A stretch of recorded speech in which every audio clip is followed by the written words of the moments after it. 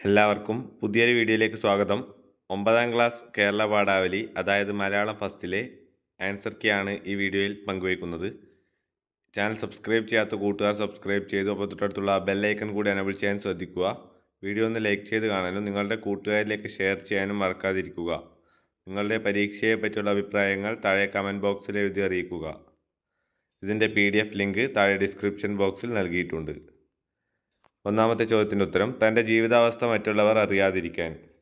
2. മനസ്സിൻ്റെ അലിവ്. മൂന്നാമത്തെ ചോദ്യത്തിൻ്റെ ഉത്തരം വികസന സങ്കല്പം, വികസനത്തെക്കുറിച്ചുള്ള സങ്കല്പം. 4. ആനകളോടുള്ള ആത്മബന്ധം. 5. കിളിയുടെ സ്വാതന്ത്ര്യം നിഷേധിക്കുന്നു. 6. ചാമർ ജാതിയിൽപ്പെട്ട താൻ വാരേണ്യവർഗക്കാരനായ ഭിക്ഷുവിന് ജലം നൽകിയാൽ തനിക്ക് പാപം ഉണ്ടാകുമെന്ന ചിന്ത. താഴ്ന്ന ജാതിക്കാരിൽ നിന്നും ജലം വാങ്ങി കുടിക്കുന്നത് ആര്യന്മാർക്ക് നിഷിദ്ധമാണെന്ന വിശ്വാസം. 7. ഡോക്ടർ കെ ആനയുടെ വായിലെ ചുവന്ന ഭാഗത്ത് സൂചിയുടെ മുനയെറിഞ്ഞ് തറപ്പിച്ചു. അതിനുശേഷം പമ്പ് പിടിപ്പിച്ച് മരുന്ന് കടത്തി. 8. അല്ല. ഒന്നാമത്തെ സന്ദർഭത്തിൽ വലിച്ചെറിഞ്ഞു എന്ന അർത്ഥമാണ് ലഭിക്കുന്നത്. രണ്ടാമത്തെ സന്ദർഭത്തിൽ ഓടിപ്പോയി എന്ന അർത്ഥമാണ് ലഭിക്കുന്നത്.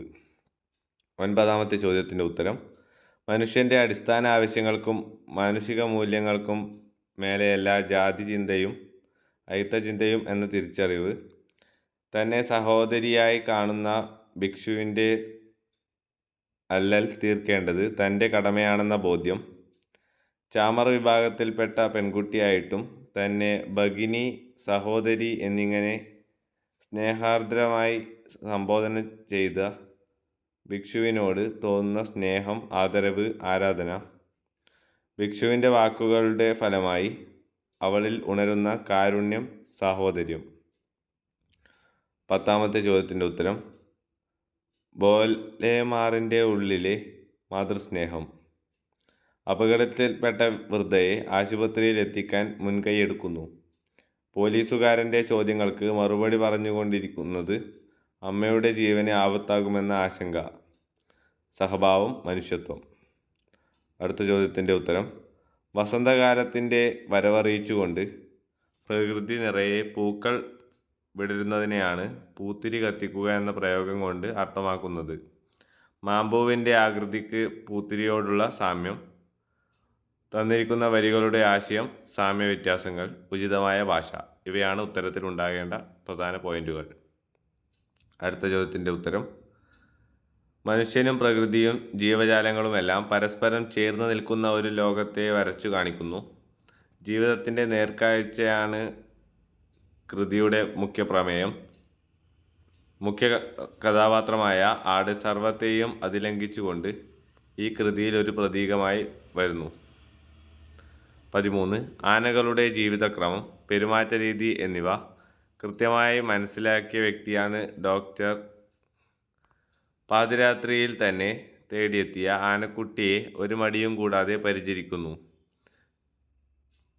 He is a tusker, my alpha male എന്ന സംഭാഷണം താൻ പരിചരിച്ച ആനയുടെ കുട്ടിയാണ് തൻ്റെ മുന്നിൽ നിൽക്കുന്നത് എന്ന തിരിച്ചറിവ്. 14. മാനവികതയും പരിസ്ഥിതിയും പരസ്പര ബന്ധിതമാണ്. ഒന്നിൻ്റെ അഭാവത്തിൽ മറ്റേതില്ലാതാകുന്നു. മനുഷ്യൻ കൊള്ളലാഭത്തിനായി പ്രകൃതി വിഭവങ്ങൾ ചൂഷണം ചെയ്യുന്നു. വികസനം മാനവികതയിൽ അധിഷ്ഠിതമാകണം. മനുഷ്യൻ്റെ ആർത്തി സംസ്കാരം ഭൂമിയെ ജീവിതയോഗ്യമല്ലാതാക്കി തീർക്കുന്നു. സ്നേഹത്തിനും കാരുണ്യത്തിനും പരിഗണനയ്ക്കും കൊതിക്കുന്ന കഥാപാത്രം. ഏകാന്തതയും സ്നേഹശൂന്യവുമായ ജീവിതം. ദാരിദ്ര്യം, വാർദ്ധക്യത്തിൻ്റെ അവശതകൾ, അന്യരുടെ മുന്നിൽ മക്കളെ താഴ്ത്തിക്കെട്ടാത്ത മനസ്സ്, ഉയർത്തിപ്പിടിക്കുന്ന ജീവിത മൂല്യങ്ങൾ. അടുത്ത ചോദ്യത്തിൻ്റെ ഉത്തരം നൽകിയിരിക്കുന്ന വരികളുടെ ആശയം. മനുഷ്യന് പരിസ്ഥിതിയോടുള്ള മനോഭാവം. മനുഷ്യൻ്റെ അത്യാർത്തിയും പ്രകൃതി വിഭവങ്ങളുടെ ചൂഷണവും അവ സൃഷ്ടിക്കുന്ന പാരിസ്ഥിതിക പ്രശ്നങ്ങൾ, വേണ്ട പരിഹാരങ്ങൾ, ഘടന. 17ാമത്തെ ചോദ്യത്തിൻ്റെ ഉത്തരം ആമുഖം, കവി, കവിത എന്നിവയെ പറ്റിയാണ് എഴുതേണ്ടത്. ശേഷം കവിതയുടെ ആശയം, ഭാഷാപരമായ സവിശേഷതകൾ, സമകാലിക പ്രസക്തി, മറ്റ് കവിതകളുടെ വരികളുമായുള്ള ബന്ധം, തലക്കെട്ടിൻ്റെ ഔചിത്യം, സ്വാഭിപ്രായം എന്നിവ എഴുതി ആസ്വാദനക്കുറിപ്പ് തയ്യാറാക്കാവുന്നതാണ്. ചാനൽ മറക്കാതെ സബ്സ്ക്രൈബ് ചെയ്യൂ. Thank you for watching. By.